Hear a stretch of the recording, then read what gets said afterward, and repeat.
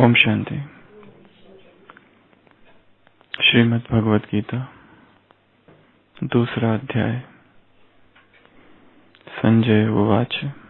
संजय बोले, इस प्रकार दया से व्याप्त और आंसुओं से पूर्ण तथा व्याकुल नेत्रों वाले शोक युक्त उस अर्जुन के प्रति भगवान मधुसूदन ये वचन बोले। श्री भगवान बोले, हे अर्जुन, तुझे इस असमय में यह मोह किस हेतु से प्राप्त हुआ? क्योंकि ना तो यह श्रेष्ठ पुरुषों द्वारा आचरित है, न स्वर्ग को देने वाला है और न ही कीर्ति को करने वाला ही है। इसलिए हे अर्जुन, नपुंसकता को मत प्राप्त हो। तुझ में यह उचित नहीं जान पड़ता। हे परंतप, हृदय की तुच्छ दुर्बलता को त्याग कर युद्ध के लिए खड़ा हो जा। तो आज से गीता का दूसरा अध्याय। अब तक हमने देखा कि अर्जुन की क्या अवस्था है, दुखी है, उदास है, पीड़ा में है, दर्द में है, रैशनलाइजेशन कर रहा है और लास्ट में क्या कर दिया उसने? रथ के पीछे जाकर बैठ गया और कहा कि ये युद्ध मैं नहीं कर सकता। तो वो था पहला अध्याय। आज से दूसरा अध्याय चालू हो रहा है। संजय ने कहा, उस समय दया से व्याप्त और आंसुओं से पूर्ण तथा व्याकुल नेत्रों वाले शोक युक्त उस अर्जुन के प्रति भगवान मधुसूदन ने ये वचन कहे, हे अर्जुन, तुझे इस असमय में यह मोह किस हेतु से प्राप्त हुआ? क्योंकि यह ना तो श्रेष्ठ पुरुषों द्वारा आचरित है, ना स्वर्ग को देने वाला है और ना ही कीर्ति को प्राप्त कराने वाला है। इसलिए हे अर्जुन, नपुंसकता को मत प्राप्त हो। तुझे यह उचित नहीं जान पड़ता। हे परंतप, हृदय की तुच्छ दुर्बलता को त्याग कर युद्ध के लिए खड़ा हो जा। तो आज हम इन 3 श्लोक जो है उन पर चर्चा करेंगे। 1896 मनोविज्ञान के इतिहास में सबसे पहली बार ऑस्ट्रिया के न्यूरोलॉजिस्ट सिगमंड फ्रॉइड ने पहली बार एक शब्द का प्रयोग किया था जिसको कहा गया साइको एनालिसिस, मनोविश्लेषण। उसने पाया कि मनुष्य का मन 2 तलों पर काम करता है, एक चेतन मन, एक अचेतन मन, एक कॉन्शियस माइंड, एक अनकॉन्शियस माइंड। और उसकी ये समझ में आया कि बहुत सी बीमारियां जो है वो अनकॉन्शियस माइंड से निकल रही है। तो उसने बहुत सारे प्रयोग किए मरीजों पर, लोगों पर, पेशेंट्स पर, और पाया कि जो डिप्रेशन है, जो उदासी है, जो न्यूरोसिस है, एंजाइटी है, फियर है, फोबिया है, ऑब्सेसिव कंपल्सिव डिसऑर्डर्स है, बहुत सारी मन की बीमारी जो है वो अचेतन से निकल रही है। और इस अचेतन तक पहुंचने का एक मार्ग, एक थेरेपी, एक इलाज उसने जो ढूंढा वो था मनोविश्लेषण, अर्थात साइको एनालिसिस, जहां पर पेशेंट को एक कोच पर लेटाया जाता है, उसके पीछे मनोविश्लेषक खड़ा होता है। हफ्ते में ऐसे 3 या 4 सेशन होते हैं, एक सेशन लगभग 50 मिनट का। और पेशेंट को कहा जाता है, बताओ तुमको क्या क्या लगता है। एक तरीके से हिप्नोसिस जैसा, और वो बोलने लगता है।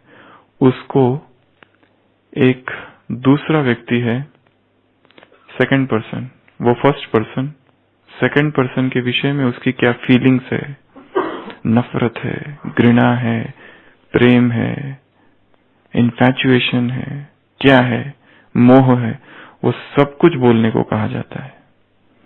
Free fantasies, free talk. उसको इतना शांत कर किया जाता है कि वो बोलने लगता है और बोलने लगता है, और जो एनालिस्ट होता है, थर्ड पर्सन, वो फिर इंटरप्रेट करता है कि इसके मन में कौन सी कॉन्फ्लिक्ट चल रही है अनकॉन्शियस में, क्योंकि जो चेतन में हो रहा है वो अनकॉन्शियस में जो कॉन्फ्लिक्ट हो रही है, जो संघर्ष हो रहा है, अचेतन में जो संग्राम चल रहा है, जो एक अविरत समर चालू है, उसका स्रोत अचेतन है, अनकॉन्शियस है, वहीं पर कुछ है। और उसका कहना था कि जो कुछ अभी व्यक्ति कर रहा है वो जरूर उसके बचपन में कुछ हुआ है, उससे संबंधित है। बचपन का कोई ट्रॉमा है, बचपन में किसी ने सताया है, कोई अब्यूज है, कोई एक ऐसा गहरा प्रभाव या चोट लगी है। जैसे उदाहरण के तौर पर टेड बंदी नाम का व्यक्ति था, 1970s में सीरियल किलर था अमेरिका में। 70s में उसने कितनी सारी यंग फीमेल्स का खून कर दिया बिना कोई कारण के, अलग अलग रीति से फंसाया और मार दिया और मार दिया और मार दिया। Serial killer, psycho. यहां साइको एनालिसिस से पता चला, भले वो उसने नहीं माना, परंतु उसका किसी स्त्री से प्रेम था जिसने उसे छोड़ दिया था। उसके बदले के रूप में उसने कितनी औरतों को मार दिया टेड बंदी ने। ऐसे बहुत सारे साइकोपैथ, एंटी सोशल पर्सनैलिटीज हुए हैं कि जिन्होंने सीरियल किलिंग की, बिना किसी कारण के बेरहमी से पकड़ पकड़ कर लोगों को मारा। कोई कारण नहीं है, कारण अचेतन में है, कारण साइको एनालिसिस से पता चलता है। तो साइको एनालिसिस वो थेरेपी है जिसमें ट्रांसफरेंस होता है। ये शब्द पहली बार जर्मन में सिगमंड फ्राइड ने पहली बार इजाद की, इस शब्द का ट्रांसफरेंस, जहां पर एक व्यक्ति लेटा हुआ है बेड पर, थर्ड पर्सन पीछे खड़ा है और फर्स्ट पर्सन उसकी सेकंड पर्सन के विषय में क्या फीलिंग है वो बोलने लगता है, जैसे नार्को टेस्ट में किया जाता है। सच बोलने लगता है, क्योंकि जो कुछ बोलने लगता है, जो कि स्लिप ऑफ टंग होता है, वो अचानक नहीं होता है, वो अचेतन से आ रहा है। और फिर ये एनालिस्ट जो है, साइको एनालिस्ट, मनोविश्लेषक, थर्ड पर्सन डॉक्टर, वो उसके ऊपर से इंटरप्रेट करता है कि अंदर इस पेशेंट के मन में कौन सा द्वंद्व चल रहा है, क्यों बार बार दुखी होता है, क्यों बार बार उदास होता है, क्यों बार बार आंसू आते हैं, क्यों बार बार लेमेंटेशन शोक युक्त हो जाता है, क्यों बार बार इंफीरियोरिटी कॉम्प्लेक्स आ जाता है, हीनता की भावना कहां से जन्म ले रही है, क्यों बार बार व्यक्ति डिफेंसिव हो जाता है, क्यों बार बार कहां सप्रेशन हो रहा है, कहां रिप्रेशन हो रहा है, कहां प्रोजेक्शन हो रहा है, कहां डिनायल हो रहा है। व्यक्ति डिनाई करता है, नहीं नहीं मैंने तो किया ही नहीं, कर वो रहा है पर कहता है मैंने कुछ नहीं किया। ये हो क्यों रहा है? सबका कारण अचेतन में है, चाइल्डहुड में। ऐसा सिगमंड फ्राइड ने ये सिद्धांत बाद में उसके शिष्य, उसके डिसाइपल, उसके स्टूडेंट एल्फ्रेड एल्डर और कार्ल गुस्टाव जंग, उन्होंने उस पर काम किया और उस थियोरी को आगे बढ़ाया। यहाँ पर शायद द्वापर युग का ये सबसे पहला साइको एनालिसिस है। भगवद गीता चैप्टर 2, तम तथा कृपयाविष्ट तथा कृपया विष्ठम अश्रुपूर्ण कुलेक्षणम विशदन्ति मिदं वाक्यमुवाच मधुसूदनः। अर्जुन यहाँ पर कृपया विष्ठम, कृपया अर्थात दया से भर गया है, अश्रु पूर्ण हो गया है, कुलेक्षणम अर्थात लैमेंटेशन अर्थात शोक से पीड़ित है, विषिदंत मिदम वाक्यम और ऐसे शोक युक्त होकर उसने मधुसूदन से ये वाक्य कहे। उसका हृदय कृपया विष्ठम अर्थात दया से भर गया है, आंसुओं से भर गए आंखें और विषाद शोक से भर गया है। अर्जुन लेटा हुआ है टेबल पर, सेशन चल रहा है साइको एनालिसिस का। ये क्यों हुआ, चेतन पर जो हो रहा है जरूर गहराई में कुछ और है।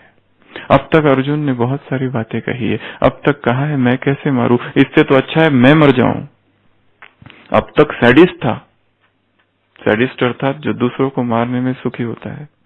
अभी अचानक मैसोकिज्म आ गया है, वो कहता है मैं ही मर जाऊं तो अच्छा है। वो कहता है मुझे स्वर्ग नहीं चाहिए, मुझे कीर्ति नहीं चाहिए। वो कहता है मुझे इनको मारकर क्या सुख मिलेगा, मेरे पितरों का क्या होगा, मेरे संतति का क्या होगा, वर्ण संकर हो जाएगा, क्रॉस ब्रीडिंग होगा, हाइब्रिड, पूरी कुल में पाप फैल जाएगा। ये सारी बातें उसने अब तक कही है और ये कहकर ऐसा लग रहा है कि वो बहुत ही धार्मिक चित्त का व्यक्ति है। वो ऐसा लग रहा है कि उसका हृदय करुणा विष्ठम दया से भर गया है। ये पेशेंट है और ये इसके सिम्टम्स है। अब डॉक्टर क्या करेगा ऐसे पेशेंट को पाकर? विशदंति मिदम वाक्यम, ऐसा शोक युक्त हो गया है, वो दुखी हो गया है, आंखों में आंसू आ रहे हैं। एक तरफ से लग रहा है कितना अच्छा कर रहा है, बिल्कुल अच्छा कर रहा है क्योंकि युद्ध नहीं चाहता है, परंतु धर्म क्षेत्रे कुरुक्षेत्र, ये जो युद्ध है अर्जुन केवल एक यहाँ पर रूपक है। ऐसा हमने कई बार कहा है, शायद ही कोई युद्ध हुआ होगा, कोई ऐसा अर्जुन हुआ होगा और कैसा श्री कृष्ण जिसको द्वापर में बिठाया है। परंतु ये उस द्वापर युग के समाज को दर्शाता है कि तब भी व्यक्ति में इसी तरह के मनोविकृतियां थी कि व्यक्ति यहाँ पर क्या कर रहा है, उसका हृदय दया से भरा है, परंतु ये सच्ची दया नहीं है, ये झूठी दया है, ये दिखावा है। ये जो आंसू आ रहे हैं, अब तक वो मारना चाहता था परंतु अभी आंसू से भर गया है। अश्रु पूर्ण कुलक्षयम, ऐसी उसकी दशा हो गई है। और फिर वो ये वाक्य कह रहा है। तो टीचर के पास, डॉक्टर के पास तो दो पर्याय है, या तो उसको समझाए कि भाई ये दया का समय नहीं है या रोने का समय नहीं है, ये तुम क्यों शोक युक्त कर रहे हो। परंतु यहाँ पर जो आघात किया है ट्रीटमेंट देने वाले ने, उसके अहंकार पर किया है, क्योंकि ये जो अर्जुन कह रहा है उसके गहराई में उसका अहंकार छिपा हुआ है। दो शब्द कहे गए हैं, एक तो करुणा और दूसरा दया। अर्जुन को जो हो रहा है वो दया है, करुणा नहीं, क्योंकि बुद्धिमान विचारक कहते हैं कि करुणा जो है वो मनस्थिति जन्य है और दया जो है वो परिस्थिति जन्य है। जब व्यक्ति किसी पर दया करता है, कोई भिखारी मिला उसको कुछ देता है, वास्तव में अपने अहंकार की वो तृप्ति कर रहा है कि मैंने दिया। और जो कारुणिक है, जो करुणा वाले हैं, उनके पास कोई आए या ना आए इससे उनको कोई लेना देना नहीं, वो परम दयालु है। परंतु दया वास्तव में अहंकार की ही पूर्ति है एक रीति से। हम यदि किसी को देते ही रहे, वास्तव में उसके साथ सबसे बड़ा अन्याय कर रहे हैं, क्योंकि हम उसको क्या कर रहे हैं, उस व्यक्ति को, उसको अपने अधीन बना रहे हैं, वो डिपेंडेंट भी बना रहे, उसके अपने अधीन बना रहे हैं। इसलिए यहाँ अर्जुन जो कह रहा है कृपया विष्ठम, कृपया अर्थात दया से भरा हुआ है, परंतु ये उसकी झूठी दया है। ऐसा उसके हृदय में कहां से, अचानक थोड़ी ना उसको युद्ध के मैदान में लाया गया और कहा मारो, और फिर वो कहता है मैं कैसे मारूं, ये मेरे गुरुदेव है, ये मेरे पिता, ये है बड़े है, ये मेरे भाई है। ये अचानक नहीं हुआ है, उसको अचानक ऊपर से अवतरित नहीं हुआ है युद्ध के मैदान में। उसने खुद ही आया है, वो खुद ही मारना चाहता था, और अचानक अभी उसकी भाषा बदल गई है। इसलिए भगवान उवाच कृतस्त्वा कश्मलम इदम विषयम समुपस्थितम। क्या कहा कि ये तुझे इस समय कहां से सूझा। ट्रीटमेंट देने वाला देखो कैसी भाषा बोल रहा है। ये नहीं कह रहा है कि ये तुम्हारी करुणा है या दया है, ये नहीं बता रहा है, ये अच्छा नहीं है तुम्हारा कंपैशन, ये शोक मत करो, ये नहीं, सीधा क्योंकि अहंकार का ही विकृत रूप वो दया है उसकी। वो जो आंसू उसके हृदय आंखों से निकल रहे हैं, वो जो शोक रहित हो रहा है, उसके पीछे बैठा उसका मोह है, ऊपर से रैशनलाइजेशन कर रहा है और साथ में सेल्फ विक्टिमाइजेशन भी कर रहा है कि मैं अपने आप को ही मार दूं तो अच्छा है, ये मुझे मार दे तो अच्छा है। अभी तक मारना चाहता था, होमिसाइड, अभी सुसाइड टेंडेंसी में चेंज हुआ है, सैडिस्टिक से मैसोचिस्टिक हो गया है। तो यहां पर सीधा उसके अहंकार पर चोट की है। कृतस्त्वा, कहां से आया ये, कहां से लाया तुमने ये, कायरता, दुर्बलता। कश्मल मिदम, कश्मल अर्थात ये मल कहां से आ गया, ये गंदगी कहां से आ गई, ये विकार कहां से आ गया। इन शब्दों का प्रयोग किया जा रहा है, जबकि वो भाषा कितनी अच्छी बोल रहा है, आंसू आ रहे, शोक है, परंतु क्या कह रहा है, विषम में, इस विषम समय में उपस्थितम, अनार्य है ये आर्यों के लायक नहीं है, तुम आर्य हो। उसे सीधा वो क्षत्रिय है, उसे याद दिला रहा है, हे पार्थ तुम किसके पुत्र हो, पृथा, उसकी माँ पृथा के पुत्र पार्थ, अर्थात तुम क्षत्रिय हो। अपना धर्म छोड़कर तुम भागने की भाषा कर रहे हो, अपना धर्म छोड़कर, तुम्हारी आंखों में आंसू है तो अपना धर्म छोड़कर, शुद्रम हृदय दौर्बल्यम, तुम्हारा हृदय दुर्बल हो रहा है। अर्जुन तू इस समय विषय में समुपस्थितम अनार्य जुष्टम, ये अनार्यों की भाषा है। आर्य अर्थात मुरलियों में आता है आर्य और अनार्य। आर्य अर्थात सुधरे हुए, आर्य अर्थात श्रेष्ठ, आर्य अर्थात सुशील, आर्य अर्थात कुलीन, आर्य अर्थात महान। भारतवर्ष को आर्यव्रत कहा जाता है, आर्यवर्त। आर्य अर्थात वह जाति जो सबसे ऊंची थी, सबसे कुलीन थी, यहां से फिर सारे आर्य भारत विश्व भर में फैल गए। सबसे पहले जो थे सिंधु घाटी सभ्यता में, इंडस वैली सिविलाइजेशन में, वो आर्य थे। किसी का कुछ थियोरी से जो कहती है आर्य बाहर से आए थे, परंतु नहीं, आर्य यहाँ थे। और हमें पता है वो आर्य हम ही थे, क्योंकि देवी देवता धर्म वाले ही वास्तव में आर्य थे। और यही फिर वापस में सब जगह फैले, विशेष रूप से ईरान में। इसके लिए ईरानी अपने आप को आर्य कहते हैं, नाम भी ईरान वहां से ही निकला है, आर्य, इंडो ईरानियन। तो तुम आर्य हो, श्रेष्ठ हो, कुलीन हो, सुशील हो, और भाषा कौन सी कर रहे हो, भागने की, दुख की, शोक की, विलाप की, संताप की, दर्द की। कृतस्त्वा, कहां से ये गंदगी तुम्हें प्राप्त हुई है। कश्मलमिदम, विषम, इस विषम समय में। ये तो अकीर्ति कारक है, इससे तुम्हारी अकीर्ति होगी। अस्वर्ग मकीर्तिकरम अर्जुनम, हे अर्जुन तुम्हारी इससे अकीर्ति होगी अगर तुम ऐसा सोचते हो तो। क्लैब्यम अर्थात ये क्या है, नपुंसकता है तुम्हारी, तुम्हें शोभा नहीं, ये उचित नहीं जान पड़ती। हे परंतप, हृदय की तुच्छ दुर्बलता को त्याग दे। शूद्रम हृदय दौर्बल्यम त्वक्त्वा वोष्ठितम, और त्याग कर उत्थिष्टम। परंतप, हे परंतप, हे शत्रु को मारने वाले, हे शत्रु को परास्त करने वाले, हृदय की इस तुच्छ दुर्बलता को त्याग दे। तो अर्जुन को 3 रोग है। सबसे पहला झूठी दया, तीसरा आंखों में आंसू, और तीसरा शोक।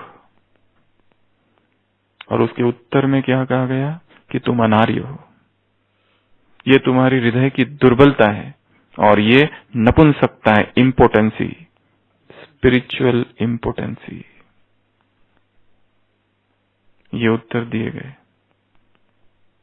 बहुत ही कड़े शब्दों का प्रयोग किया है साइको एनालिस्ट ने, क्योंकि साइको एनालिस्ट जो कर रहा है भगवान, उसने जान लिया कि इसके मन में चेतन में कुछ और हो रहा है, सबकॉन्शियस में कॉन्फ्लिक्ट कुछ और चल रही है।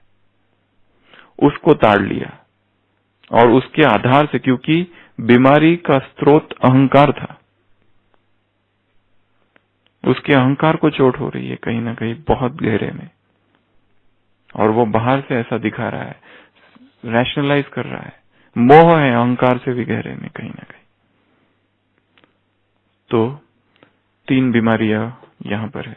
सबसे पहली बताई झूठी दया, दूसरी बीमारी आंखों में आंसू, तीसरी बीमारी लैमेंटेशन, शोक। परंतु ये तीनों ही क्या है? हृदय दुर्बलम, हृदय की दुर्बलता है, आर्यों के कार्य नहीं है ये। अगर हम ये सोचे कि ये जो युद्ध है ये जीवन का संग्राम है और अर्जुन आत्मा है, श्री कृष्ण यहाँ परमात्मा है। आत्मा भाग जाना चाहती है इस जीवन के युद्ध से, क्योंकि संघर्ष बहुत है। या ये समझ लो ये आत्मा ब्राह्मण आत्मा है, ये ब्राह्मण जीवन है या जीवन है जिसमें संघर्ष हो रहा है, और वो कह रहा है कि नहीं नहीं मुझे दया आ रही है, मैं नहीं करूंगा ये युद्ध, नहीं नहीं मेरी आंखों में आंसू है, नहीं। और उसे भगवान क्या कह रहे हैं? ये तुम्हारी हृदय दौर्बल्यम, हृदय की तुम्हारी दुर्बलता है, नपुंसकता है, ये तुम्हारे अनार्य के कर्म है। ये तुम स्वर्ग में जाने लायक नहीं हो, तुम स्वर्ग में नहीं आ सकते अगर इस लड़ाई से यदि तुम पलायन कर जाओ तो। और आगे फिर यहां से वास्तव गीता अभी चालू हो रही है।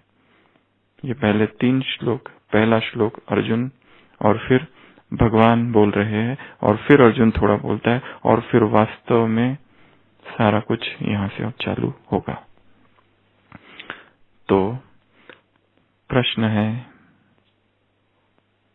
ये जो 3 बीमारियां यहाँ बताई है, कृपया विष्टम अशुपूर्णम कुलक्षेमम विशदंतिमिदम वाक्यमुवाच मधुसूदनम। वो कह रहा है मधुसूदन, मधु नाम के दैत्य को मारने वाले, हे मधुसूदन, मेरे हृदय में, मेरे मन में जो अज्ञान का मधु बैठा है, अब उसका संहार करो। भगवान को मधुसूदन कहा है, मधु नाम के दैत्य को मारने वाला। यह मधु अर्थात मिसअंडरस्टैंडिंग, यह मधु अर्थात झूठी दया, यह मधु अर्थात ये जो शोक है, ये जो अज्ञान है, ये जो पीड़ा है, ये जो दर्द है, ये जो हृदय दुर्बलता आ गई है, ये जो नपुंसकता आ गई है, ये जो अनार्यों से कार्य कर रहा है, ये जो असुशीलता आ गई है, का पुरुष जहां व्यक्ति बन रहा है, कातरता जो हृदय में समा गई है, ये जो बेचैनी उत्पन्न हुई है, इस बेचैनी, ये सब मधु है, इसका तुम नाश करो। तो प्रश्न है, ब्राह्मण जीवन में ब्राह्मणों को दुख क्यों है? ब्राह्मणों को, उनको जो भगवान को जानते हैं, उनको जिन्होंने भगवान को पाया है, उनको जो ब्राह्मण जीवन जी रहे, वो जो पुरुषार्थ कर रहे हैं, वो जो अमृत वेला भगवान से मिलन मनाते हैं, भगवान के महावाक्य सुनते, सारे दिन भर श्रीमत का पालन करते हैं, फिर भी ब्रह्मा भोजन खाते हैं, ब्राह्मण परिवार में रहते, अटूट अटल स्नेह जिनका भगवान से है, आज के वरदान से, ऐसे ब्राह्मण आत्मा भी कभी कभी क्या हो जाती है, विषिदंतमिदम,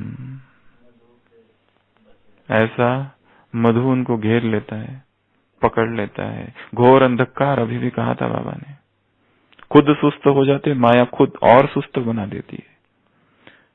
उनके दुख का, शोक का, झूठी दया का, खुद ही पर झूठी दया करते, मैं बीमार, मुझ पर दया करो, हॉस्पिटल में हूं तो मुझे देखने आओ, कोई को जो पूछे तुम्हें दुख क्या है, आंसू क्यों आ रहे हैं, आंसू तो यहां ही भरे पड़े हैं, जैसे स्टॉक, बटन दबाने की देरी है। और वो हम चाहते दूसरा दबाए ताकि हम उस पर दोषारोपण कर सके कि तुम कारण हो, मैं नहीं, तुम। उसमें मजा है, उसमें बहुत सुखद अनुभव होता है।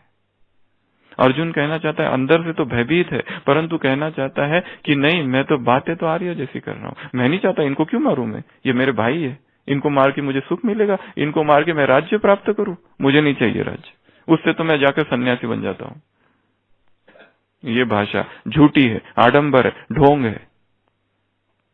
अंदर में तो चाहता है, परंतु ऊपर से दिखावा कुछ कर रहा है, और पर यह भी नहीं कहना चाहता कि तुम कायर हो, कोई ये भी नहीं कहे कि देखो तुम रो देते हो, नहीं नहीं नहीं, ऐसा हम नहीं चाहते, हम ये चाहते कि तुमने रुलाया। इसमें रस है, स्वाद है, दूसरों पर दोषारोपण करने में, कि मेरा जो दुख है, मेरे जीवन में जो दर्द है, इसका कारण मैं नहीं, तुम्हें खुद को ठीक करना पड़ेगा, तुम माफी मांगो, तुम अपने आप को सुधारो, तुम मेरी बात को समझो, तुम नहीं समझ रहे हो, इसके लिए मैं दुखी हूं। उंगली उधर है, क्यों? क्योंकि अपने आप को छुपाना चाहती है आत्मा। तम तथा कृपया विष्टम,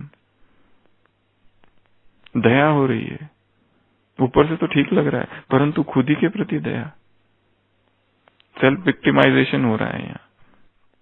और जितना व्यक्ति ऐसा खुद करता है, उतना ही दूसरा और अडल हो जाता है अपनी धारणाओं में, और ही माफी और ही नहीं करेगा तुमको, तुम्हारे सामने अपने गुनाह को कबूल, या तुम जो चाहते हो वो और दुख देगा, और तुम उस छोटे दुख को इतना बढ़ाओगे। इसी को सेल्फ विक्टिमाइजेशन कहा जाता है। वही ये भी यहीं पे वही कर रहा है। इसके लिए यहाँ प्रॉब्लम दया का है ही नहीं। अर्जुन वो उसको ये नहीं समझा रहा है कि ये दया है या कृपा करुणा है, इस चक्कर में ही नहीं पड़ रहा है टीचर, क्योंकि टीचर को पता है ये जो ऊपर जो दिखा रहा है ना, ये चेतन में जो हो रहा है, उसके अचेतन में कुछ और हो रहा है। साइको एनालिस्ट ने समझ लिया है कि अचेतन की बीमारी अहंकार है, अचेतन की बीमारी मोह है। ये तो ऊपर से कह रहा है पितरों का क्या होगा, संतति का क्या होगा, स्त्रियां कुलिशित हो जाएगी, इसके लिए आक्रमण कहाँ किया, ये है सच्चा teacher, the first psycho analyst. उसने आक्रमण कहाँ किया, कृतस्त्वा कश्मलमिदम विषय, ये मल कहां से लाया तुमने। वास्तव में देखा जाए तो ऐसा नहीं उत्तर देना चाहिए। कोई कहता है मैं बहुत दुखी हूं, ये व्यक्ति मुझे बहुत सता रहा है, उसको कह रहा है तुम अनार्यों जैसी बातें करते हो, तुम कायरों जैसी नपुंसक चीज बातें करते हो, क्योंकि वो अंदर छिपा हुआ अचेतन में, सबकॉन्शियस में ईगो है। इस ईगो पर आक्रमण हुआ है यहाँ पर। तो हम बात कर रहे थे ब्राह्मण आत्माओं के शोक का, दुख का क्या कारण है, क्या कारण है। सब तो कर रहे हैं, ज्ञान उन्हें सब पता है, मुरली की कोई वैसी पॉइंट नहीं है जो उनको पता नहीं है। कोई क्लास से परे है, वो क्या क्लास सुने, जिस क्लास में जो सुनाने वाले वो पहले ही पता है, क्लासातीत अवस्था है। क्योंकि अचेतन में जो कॉन्फ्लिक्ट है, जो संघर्ष है, उसको ठीक नहीं किया अभी तक। ज्ञान में निकल पड़े तलवार लेकर माया से युद्ध करने के लिए, और बाहर के शत्रुओं से युद्ध कर रहे हैं, परंतु अंदर जो शत्रु बैठा था एक, जो कहीं बचपन से ही था, ज्ञान में आने के पहले से था, उसको अभी तक सामना किया ही नहीं उसका, अचेतन में उतरा ही नहीं आदमी। उसके लिए गहरा मौन चाहिए, गहरा एकांत चाहिए, गहरा आत्मविश्लेषण चाहिए। कोई दूसरा साइको एनालिस्ट नहीं आएगा, पीछे खड़ा रहेगा और हम एक कोच पे लेटे रहेंगे, ऐसा पीछे से कोई नहीं आएगा और हम बोलते रहेंगे और हमारा वो इंटरप्रेट करेगा। ये तो बड़ी बीमारियां होती है तब। अब क्या पागल होने के लिए हम वेट कर रहे हैं? साइकोसिस होने के लिए? हमें अपना मनोविश्लेषण, सेल्फ साइको एनालिसिस करना पड़ेगा। और पहुंचे कैसे? सबसे मुश्किल काम तो है कि अचेतन तक पहुंचा ही नहीं जाता है। जो कुछ है वो चेतन है, ये तो स्वप्न में निकलता है, ये तो अज्ञात स्लिप ऑफ द टंग अपने आप निकल जाता है। स्लिप ऑफ द टंग कुछ नहीं होता है वास्तव में, वो है ना, इसलिए निकला है। गहरी नफरत समाई हुई है एक आत्मा के प्रति, परंतु सामाजिक, सिगमंड फ्राइड का एक ही है, सोशल जो है ना, ये उसके वजह से व्यक्ति सब सप्रेशन किया हुआ है। नहीं तो उसके अंदर अकेला अगर छोड़ दिया जाए तो पता नहीं क्या क्या करने लगेगा वो, क्योंकि अंदर में सब विकार ही भरे हुए। उसने तो कहा काम ही भरा हुआ है बस, ये सोसाइटी की वजह से सप्रेस्ड है, और सारी जो बीमारियां उत्पन्न हो रही है इसी सप्रेस्ड, इस दमित काम वासना की वजह से। सीधा कह दिया एक ही कारण है, काम, क्योंकि यहाँ दबाया गया है, बचपन से ही दबाया गया है। परंतु इसकी थियोरी को उल्टा बहुत अलग तरीके से लिया गया। फिर लोगों ने समझा निकालो इस काम को बाहर, और सारे विश्व में काम फैल गया। ये सब उसी सदी की बातें हैं जिस सदी में कुछ सालों के बाद भगवान को अवतरित होना है। 1800s और 90s के, 21वीं सदी के, 20वीं सदी के पहले भगवान 36 में आ रहे हैं, ये उसके पहले हो रहा है, 30-40 साल पहले। और सारे विश्व ने तुरंत स्वीकार कर लिया, हाँ ये बराबर है, ऐसा ही है। इसी वजह से मनुष्य विक्षिप्त हो रहा है, पागल हो रहा है, क्योंकि दमन हो रहा है, सप्रेशन, रिप्रेशन हो रहा है। इसके लिए निकालो इसको बाहर। परंतु सिगमंड फ्राइड ने अध्यात्म का अध्ययन नहीं किया था। उसकी जो सोच थी केवल फिलॉसफी और शास्त्र की सोच थी, उसे अध्यात्म के गहरे अनुभव ही नहीं थे। तो कहां से वो समझ पाता? हाँ, उसने अचेतन की खोज कर ली, ये सबकॉन्शियस माइंड है ऊपर और ये सबकॉन्शियस माइंड है, पर वो खुद भी सबकॉन्शियस से उतना ही पीड़ित है जितना दूसरा व्यक्ति जिसे सबकॉन्शियस का कोई पता नहीं, क्योंकि उसको उस सबकॉन्शियस के परे जाने का कोई मार्ग ही नहीं था। उसने खाली समझ लिया कि ऐसा है, क्योंकि उसके पास आत्मा का कोई ज्ञान नहीं था, उसके पास संस्कारों का कोई ज्ञान नहीं था, उसे पता ही नहीं था आत्मा ऐसे जन्म ले रही है। इसके लिए उस तल तक वो नहीं पहुंच पाया। इसके लिए ज्ञान था, परंतु प्रभावित वो भी हो रहा था, वो भी खुद डिप्रेशन में गया अपने जीवन में ही, उसको भी कुछ कुछ होने लगा था, जबकि उसे पहले ही सब कुछ पता था ये सब नीचे से निकल रहा है, और उसने दूसरों को ठीक किया पर खुद को नहीं ठीक कर पाया, क्योंकि प्रभावित तो वो भी अचेतन से उतना ही हो रहा है। इसलिए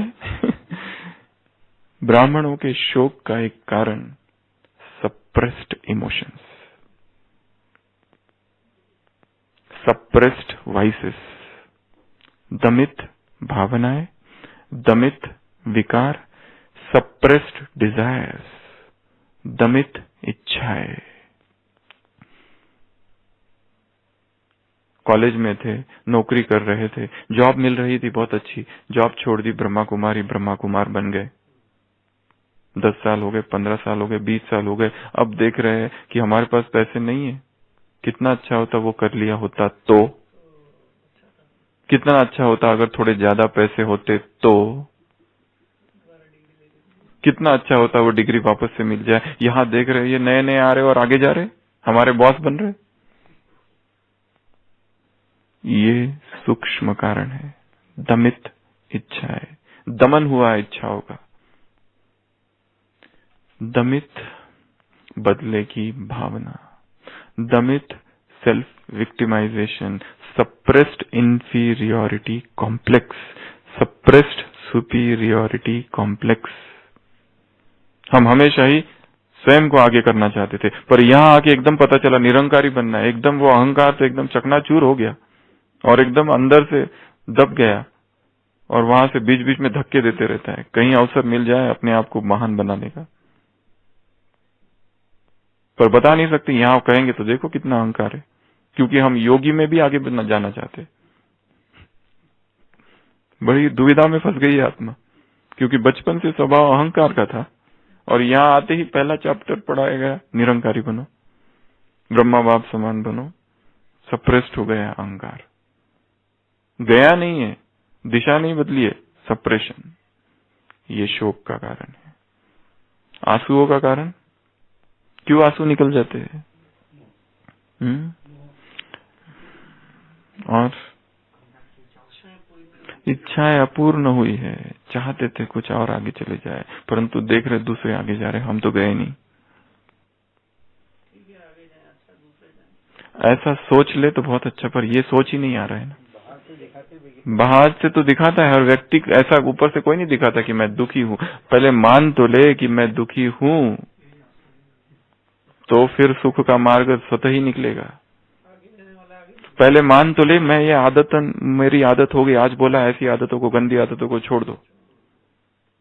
परंतु व्यक्ति मानता है क्या कि मैं आदी हो गया हूँ, चाय के बिना मैं रह ही नहीं सकता? ये योगी के मुख से अच्छा लगता है? कभी नहीं। उसको अगर भोजन अच्छा न दिया जाए तो कितना दुखी हो जाता है, पर ऊपर से दिखाता है हम तो एकदम महान योगी है। पहले मानना, एक्सेप्टेंस। साइको एनालिसिस में पहले व्यक्ति को कहा जाता है कुछ भी बड़बड़ करो, जो तुमको कहता है कहो, किसको मारना है पीटो, जो करना है करो, सारा मन का बाहर निकालो। कैथारसिस, परगेशन होता है ना, पेट साफ, जिसको परगेटिव लैक्सेटिव दिया जाता है, उसको कहा जाता है लैक्सेट। सारा निकालो जो मेंटल लैक्सेटिव, परगेशन करो, पूरा कैथारसिस सब बाहर निकालो। ये है तो घबरा जाएगा व्यक्ति, अरे बाप रे ये मैं हूं। इसके लिए उसको थोड़ा सा इंजेक्शन दे के थोड़ा सा उसका चेतन मन शांत किया जाता है, और अचेतन से सारा कुछ निकाला जाता है। और फिर साइको एनालिसिस उसकी स्टडी करता है कि ये है, उसको किसी से प्यार था, उस लड़की ने, उसने उसको रिजेक्ट कर दिया, इसलिए अब ये सब हो रहा है। किसी से प्यार किया था पर उसने किसी और से शादी कर ली, अब इसलिए उसको ही मारना चाहता है। जब तक उसको मार ना देंगे चैन से, मेरी नहीं तो किसी और की नहीं, मेरा नहीं तो किसी और का भी नहीं। न जिएंगे ना जीने देंगे। तुमने मुझे छोड़ा, मैं तुमको नहीं छोड़ूंगा। अब वो कहाँ प्यार था और कहाँ ऑब्सेशन, और कहाँ पर जुनून बन जाता है। क्या था और क्या बन गया। रिजेक्शन जहाँ व्यक्ति को होता है जीवन में किसी के द्वारा, माँ बाप ने अच्छे से पालना नहीं की बचपन में, माँ ने ठीक से पालना नहीं की, स्त्री, संसार की सारी स्त्रियों के प्रति नफरत उत्पन्न हो जाती है बच्चों में। पिता ने ऐसा ऐसा व्यवहार किया, पिता ने पढ़ाया नहीं, पढ़ना चाहता था, पिता ने ध्यान नहीं दिया, माँ ने ध्यान नहीं दिया, माँ ने बड़ी बहन पर, छोटे बहन पर, भाई पर ज्यादा ध्यान दिया, मुझ पर ध्यान नहीं दिया। ये childhood trauma, childhood abuse, sexual abuse करना चाहते थे ये पर करने नहीं दिया गया, दबाया गया, और फिर अचानक यही आत्मा ज्ञान में आ जाती है, और अचानक श्रीमत, और अचानक ये सारी चीजें उसको पता चल जाती है, श्वेत वस्त्र बैच लग जाता है, अचानक मधुबन में भी आ जाती है, बाबा से मिलती है, मुरलियां पढ़ती है। परंतु ये जो अनहील्ड वुंड है, घाव, उसका क्या, उसको तो कुछ किया ही नहीं, उसका सोचा भी नहीं। इसके लिए उस अचेतन तक पहुंचने के लिए ऐसे कड़े शब्दों की आवश्यकता है। कैसे कड़े शब्दों की? कृतत्वा कल्मषमिदम विषय क्लेम्बियम मां स्वगमः पार्थ शूद्र हृदय दौर्बल्यम। हाँ, कड़े शब्दों की आवश्यकता है यहाँ पर। ये हृदय की दुर्बलता है। अपने आप को जस्टिफाई करना, रैशनलाइज करना, सही सिद्ध करना स्टॉप करो। अगर आंसू यहाँ आ रहे हैं ना, अर्जुन को वो नहीं कह रहा है कि तुम्हारे आंसू मैं पहुंचता हूँ, बहुत अच्छा है, नहीं नहीं रो नहीं प्लीज, ये सब भाषा नहीं है। अरे तुम वीर हो, तुम योद्धे हो, तुम क्षत्रिय हो, तुम पार्थ हो, क्या कर रहे हो ये? अनार्यों सी बातें करते हो। ये तुम्हें स्वर्ग में भी नहीं लेके जाएगा, कीर्ति को भी नहीं प्राप्त कराएगा तुम्हें। ये तो नपुंसकता है, तुम्हारी इंपोर्टेंस ही है, नामर्दी। तुमको यह उचित नहीं जान पड़ता। हे परंतप, तुम हो कौन? समान दिल है, तुम परंतप हो, तुम पार्थ हो, क्षत्रिय हो, कुलीन हो। हृदय की तुच्छ दुर्बलता को त्याग कर युद्ध के लिए खड़ा हो जा। ये जो हो रहा है ना मन में हलचल, ये दुर्बलता है। कैसा पावरफुल शब्द है। क्या है ये? हृदय की दुर्बलता। इस हृदय की दुर्बलता को त्यज दे। हे अर्जुन, शूद्रम हृदय दौर्बल्यम त्वक्ता वोष्ठितम परंतप। त्वक्ता अर्थात त्यज दे, त्याग दे, छोड़ दे। ये जो दुर्बलता आई है, वीकनेस है ये हार्ट की, इसका परित्याग कर, तब खड़ा हो जाए युद्ध के लिए। कौन कह रहा है? भगवान कह रहे हैं। हमें स्वयं को कहना है कि ये दुर्बलता कहां से? अच्छा, ये दुर्बलता जो आई है, ये जो शोक है, ये जो विलाप है, ये जो दर्द है, ये आंसू है, ये जो दुख है, क्या ये श्रीमत है? सबसे पहली बात, क्या ये भगवान कह रहा है ऐसे करो? क्या भगवान का ये आदेश है कि दुखी हो जाओ? भगवान तो क्या कहता है? संगम युग किस लिए? सुखों के लिए। झूले में झूलो। वहां ब्रह्मा बाबा खड़ा है, झूला लेके, पालना, लोरी, वरदान, तेल, घी तेल से मालिश, घी पिलाने के लिए, एक्सरसाइज, अभ्यास, और हम दुखी, उदास, शोक युक्त। तो स्वयं का साइको एनालिसिस करना है, स्वयं के अवचेतन मन की स्टडी करनी है, और स्वयं को सारी हृदय दुर्बल्य से मुक्त करना है, नपुंसकता से मुक्त करना है, शोक से मुक्त करना है, आंसुओं से क्या करना है? आंसुओं की टंकी को क्या कर देना है? योग की धूप कहाँ मिलेगी? पर धूप ही, सूरज निकल ही नहीं रहा है। पता नहीं 6 महीना हो गया है, पर सूरज ही डूबा है, बादलों ने ढक लिया है। योग की धूप कहाँ मिलेगी? ऐसी स्थिति है। तो स्वयं को आज सारे दिन भर का ये काम है। सप्रेस्ड डिजायर्स क्या है? सप्रेस्ड वाइसेस, विकार कौन कौन से है? सप्रेस्ड इमोशंस क्या क्या है? सप्रेस्ड एम्बिशंस क्या क्या थी मेरी? उस पर काम करना। किस किस व्यक्ति के प्रति सप्रेस्ड हेट्रेड है, घृणा है, नफरत है, गिराना चाहते हैं, बदला लेना चाहते हैं? कौन है? ऐसा है? ऊपर से तो हम कहते हैं मैं विश्व कल्याण कर रही हूं, नारे लगा रहे विश्व कल्याण करिए, परंतु अंदर से कुछ और चाहता है व्यक्ति। उसको देखा गिरते हुए तो अज्ञात सी खुशी होती है। किसी का अपमान हुआ, किसी पर एकदम से पीड़ा आ गई, संकट आ गया। एक डॉक्टर थे कहीं पर, किसी हॉस्पिटल में, उसके पास एक बहन आई, एक डॉक्टर थी, उसकी युगल भी डॉक्टर थी। उसने एक किसी के पास भेजा, दांत के डॉक्टर के पास, तो वो गड़बड़ कर दिया। वो दांत के डॉक्टर ने कुछ गड़बड़ कर दिया दांत का, तो उसने उसके खिलाफ कंप्लेंट कर दी और वो दांत के डॉक्टर को निकलना पड़ा। बाद में उसने ऐसा हुआ, ये जो पहला डॉक्टर था उसकी पत्नी को पैरालिसिस हो गया। तो पहले जो डेंटल वाले डॉक्टर था उसने कहा ना, अच्छा ही हुआ, देखा मेरे साथ ऐसा किया था ना, ऐसा ही होना चाहिए था। यहाँ सारे ज्ञानी हैं, नाम नहीं बताऊंगा, ये सब ज्ञानियों की बातें चल रही है। अज्ञानी नहीं, ज्ञानी, बटिया वगैरह कराने वाले इसलिए अपने अचेतन मन को ढूंढो, रैंसैक द अनकॉन्शियस, और स्वयं को सामना करो। ये है, पहले तो एक्सेप्ट करो, फिर उससे मुक्त हो जाओ। तो ये आज का काम है। ओम शांति।